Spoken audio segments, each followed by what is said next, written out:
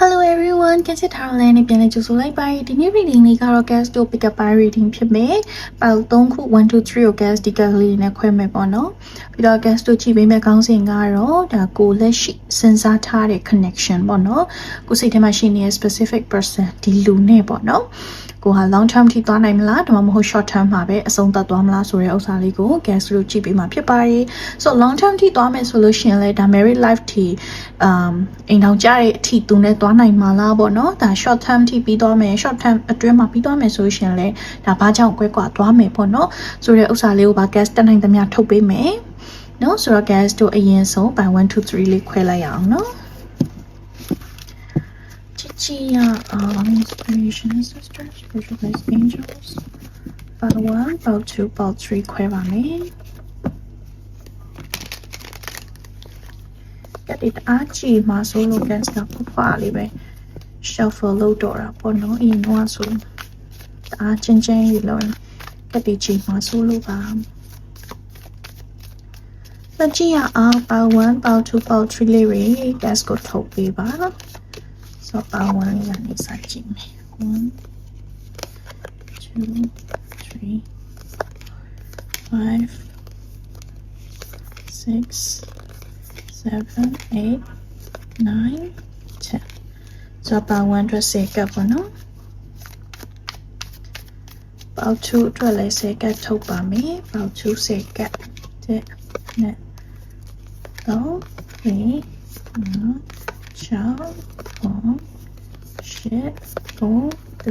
okay so ဒါကတော့ part 2 so part 3လေးတွေအတွက်ကြည့်ရအောင် part 3 second so ဒီနာချောက်ခွန်ရှစ်ကို30 okay so about 1 2 3 gas တွေမှာထုတ်ပြီးပြီ so gas လှလေးတွေ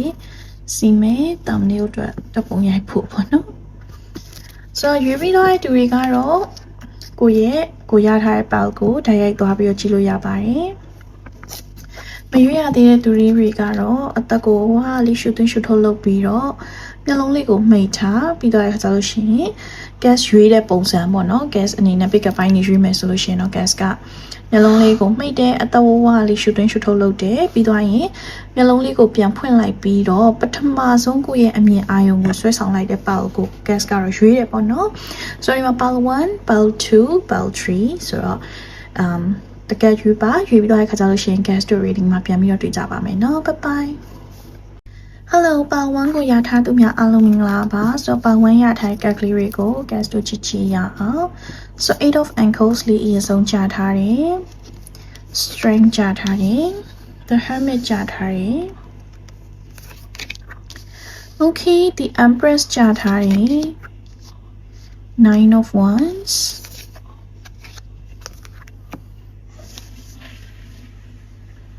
so ဒါလေးကတော့အပေါ်တန်းက9ကပ်ပေါ့နော်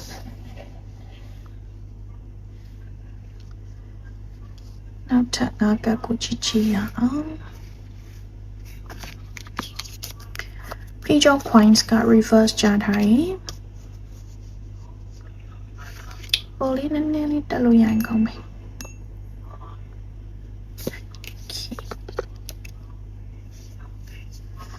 ပေါ်လေးနည်းနည်းလေးတက်လို့ရရင်ကောင်းမယ်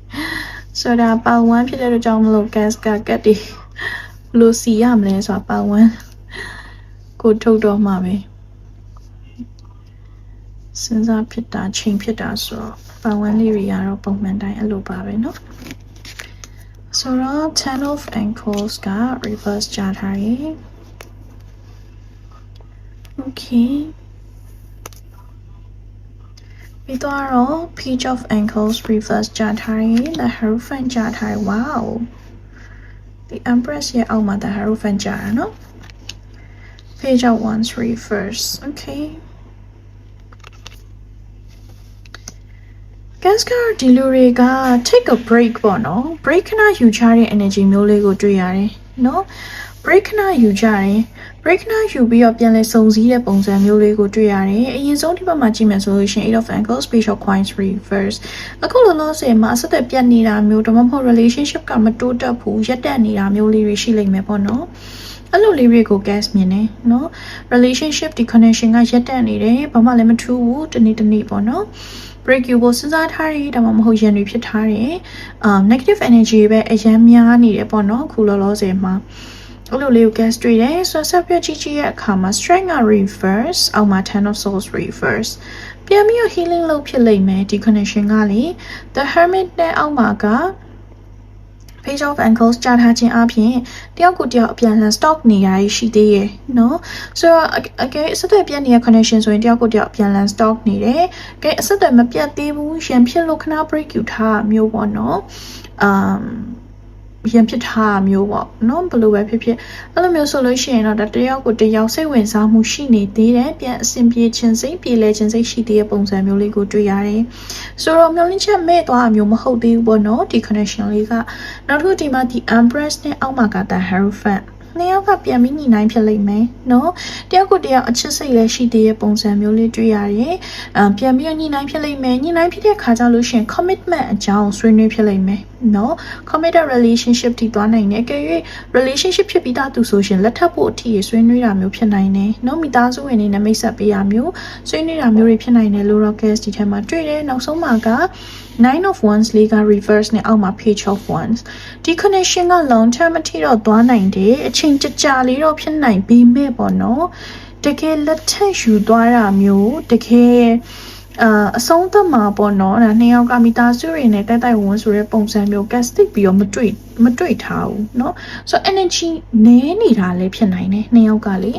energy အားနည်းနေဘာလို့ဆိုတော့အခုကအစင်မပြေတဲ့ကာလဖြစ်တဲ့အတွက်ကြောင့်မလို့ပေါ့နော်နှစ်ယောက်ရဲ့ကံကလည်းအားနည်းနေရမျိုးပါနိုင်တယ်ဆိုတော့ပြန်အစင်ပြေအောင်စူးစမ်းကြည့်ပါညှိကြည့်ပါဒီ connection ကဒီတိုင်းပဲပြီးသွားမဲ့ connection တော့မဟုတ်နေဘူးပေါ့နော်ဒီထက်တော့ပိုပြီးတော့ရေစက်ကံပါသေးတယ်ဆိုတော့စူးစမ်းပြီးတော့ညှိနှိုင်းကြည့်ပါနှစ်ယောက်ပြန်ပြီးတော့လည်းအဆက်အသွယ်ရနိုင်တယ်ဒီထက်လည်းပိုပြီးအဆင့်တက်နိုင်တဲ့ပုံစံမျိုးလေးကို gas မြင်တယ်နော်ဒီထက်ပိုပြီးအဆင့်တက်တဲ့အခါကျလို့ရှိရင်ကိုသတိထားမှာပါလဲဆိုတော့အရန် obsessed ဖြစ်တာမျိုးအရန် overly defensive ဖြစ်တာမျိုးတွေကိုရှောင်ပါနော်ဘာလို့ဆိုအဲ့ဒါကတစ်ဖက်လူရဲ့ကိုယ့်အပေါ်မှာစိတ်ဝင်စားမှုအရန်လျော့သွားစေတယ်ဆိုတော့ confidence ရှိနေပါမိမိကိုယ်ယုံကြည်မှုအပြည့်နဲ့နေပါတစ်ဖက်လူကိုလည်းယုံကြည်မှုထားပါပေါ့နော်အဲ့လိုမျိုးဆိုတော့မှ connection လေးကပိုပြီးမြဲနိုင်တာမျိုး gas မြင်တယ်ဘာလို့ဆိုတော့ကွဲသွားခဲ့တယ်ဆိုရင်ဒါတန်တရားတွေအကြောင်းကွဲသွားတဲ့ပုံစံမျိုးလေးတွေ့တာဆိုတော့လေ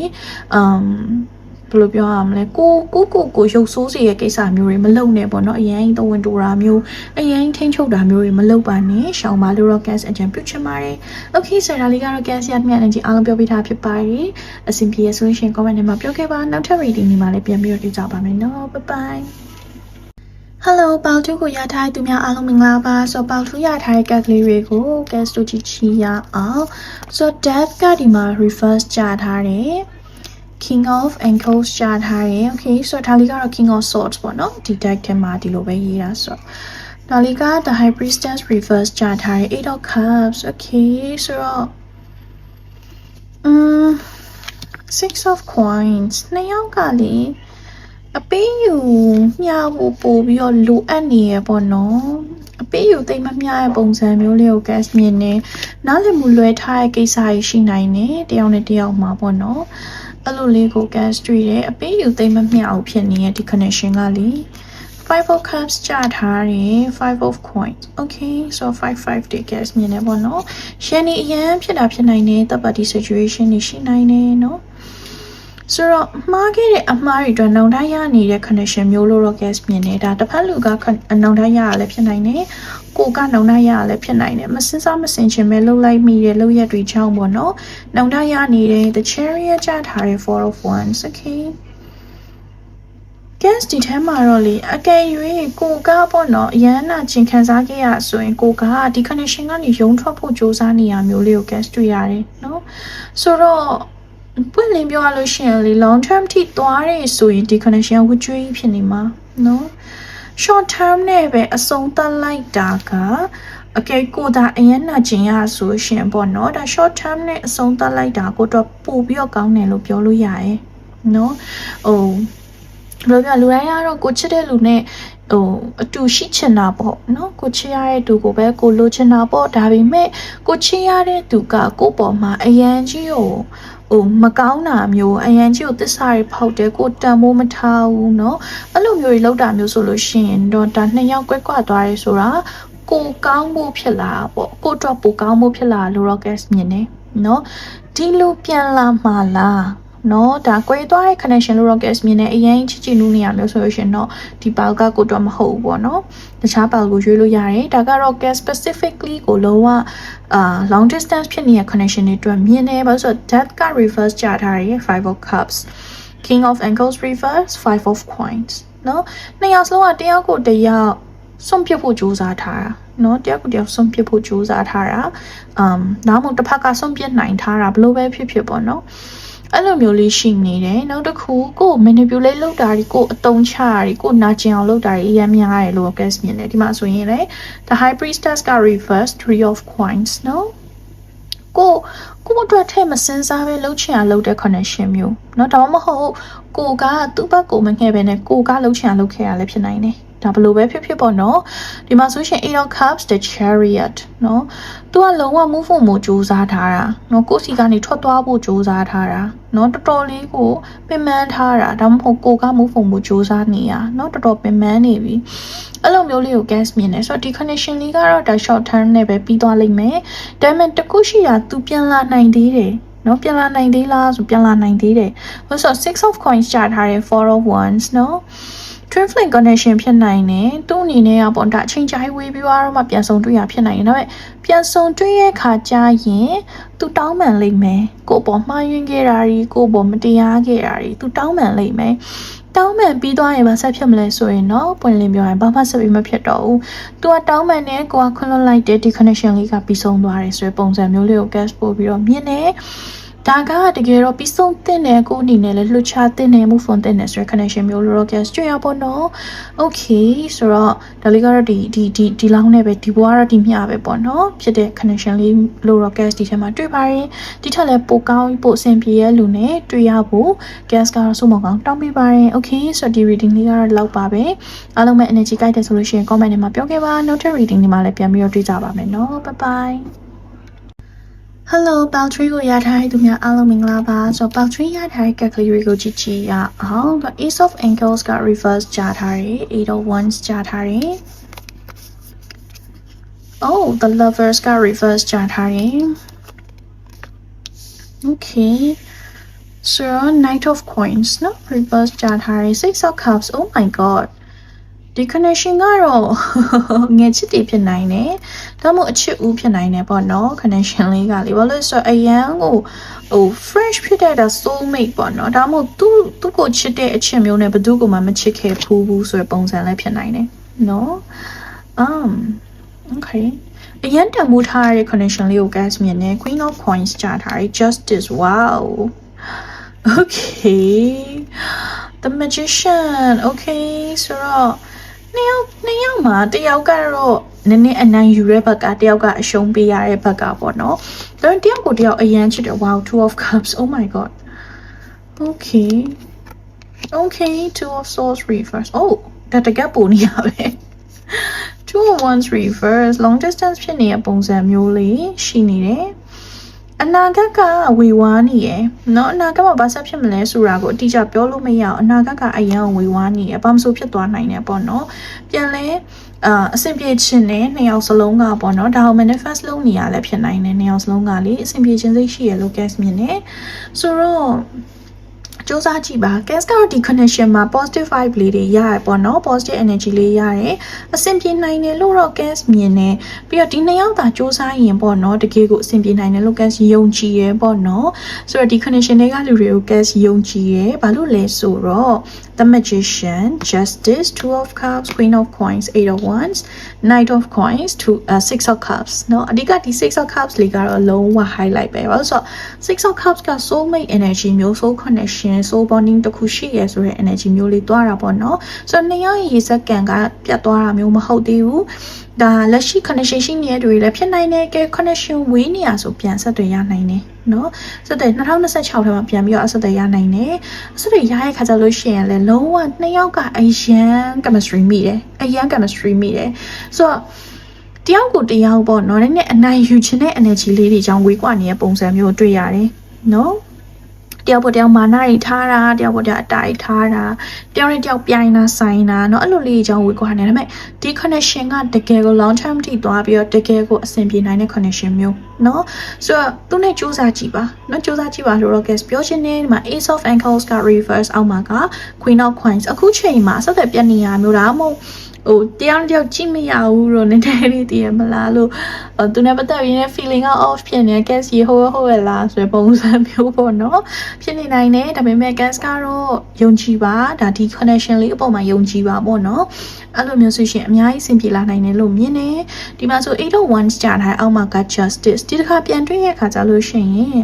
သူကကိုယ့်အပေါ်မှာပေါ့နော်ဒါကိုနဲ့ energy ထိုက်တန်တဲ့သူတယောက်အဖြစ်နဲ့ပြန်ရောက်လာလိမ့်မယ်နော်ဒါဝေးကွာနေတဲ့သူတွေအတွက်ပေါ့ကဲနီးစပ်နေတဲ့သူတွေအတွက်ဆိုလို့ရှိရင်တဖြည်းဖြည်းနဲ့ပြောင်းလဲလိမ့်မယ်ဒါဒီတစ်နှစ်လောက်အတွင်းမှာရင်ကိုသူဟာကိုယ့်အတွက်တကယ်ကိုနဲ့တကယ်ထိုက်တန်တဲ့လူတယောက်ဖြစ်လာအောင်သူ့ကိုယ်သူပြောင်းလဲပေးလိမ့်မယ်ပေါ့နော်အဲ့လိုမျိုးလေး guess မြင်နေသူ့ကိုယ်သူပြုပြင်ပေးလိမ့်မယ်နော်The Lovers Reverse the Magician The Lovers Reverse ကြာနေခြင်းအပြင်နှစ်ယောက်ကတယောက်ပေါ်မှာတယောက်စိတ်တိုင်းမကြလေးရှိရလို့ guess မြင်နေနော်ဒါကိုတယောက်နဲ့တယောက်အပြန်အလှန်ပြုပြင်စေခြင်းတဲ့အရာလေးရှိမယ်ဒါလေးတွေကိုပြုပြင်ပေးလိုက်ပါနော်ပြုပြင်ပေးလိုက်တယ်ဆိုလို့ရှိရင်အနာဂတ်မှာအဆင်ပြေနိုင်တယ် Knight of Coins Two of Cups ဖြစ်ချင်းဒါပေမဲ့ slow and steady win the race ပေါ့နော်သူများ connection တွေလိုမျိုးမြန်ဟိုတိုးတက်ချင်မှတိုးတက်လိမ့်မယ်ဒါပေမဲ့ဒီ connection လေးကတိုးတက်ရတာကြားတယ်နှီးတယ်ဆိုရင်တော့မှဒါ married life ထိကိုသွားနိုင်နေပေါ့နော်နေရာလက်ထက်ရနိုင်တဲ့ connection မျိုးလို့တော့ guess မြင်နေဒီမှာဆိုလို့ရှိရင်လည်း main ကလေးယောက်ျားလေး sign လေးပါတယ်နှစ်ယောက် feminine energy masculine energy တော်တော်လေးကိုကိုက်ညီတယ်ပြီးတော့ healing energy လေးလည်းဒီထဲမှာရှိနေတော့အစစ်မပြေရရှိရင်လည်းပြန်ပြီးပြေလည်သွားလိမ့်မယ်ပေါ့နော်နောက်ဆုံးမှာဆိုရင်လည်း Six of Cups အောက်မှာက Two of Swords Reverse ဘာမှတွေ့ဝေခြင်းမရှိဘူးပြောမယ်ဆိုအစားထိုးမရနိုင်တဲ့သူမျိုးဒီ connection ကလေအဲ့တကြောင့်မလို့ပို့ပြီးတော့ gas ကတန်ဖိုးထားစေချင်တာပေါ့နော်ဒါတခြားဘယ်သူနဲ့မှအစားထိုးလို့မရနိုင်တဲ့ connection မျိုးလေးကိုတော့ gas ဒီထဲမှာတွေ့ပါတယ်ဆိုတော့ဒါလေးကတော့ long term ကိုမှ married life ထိသွားနိုင်တဲ့ connection မှာနော်ဆိုတော့ positive energy လေးနဲ့အကုန်လုံး claim လုပ်သွားပါ bell 3ရတော့အဲ့တွေကအရင်ကန်ကောင်းတယ်ပေါ့နော်ရှေ့ရောက်ပါငါကသိစင်မပြေဘူးပေါ့နော်ဆိုတော့ energy ကြိုက်တယ်ဆိုလို့ရှိရင် gas ကို comment တွေမှာလည်းပြောခဲ့ပါနောက်ထပ် reading တွေမှာလည်းပြန်ပြီးတော့တွေ့ကြပါမယ်နော် bye bye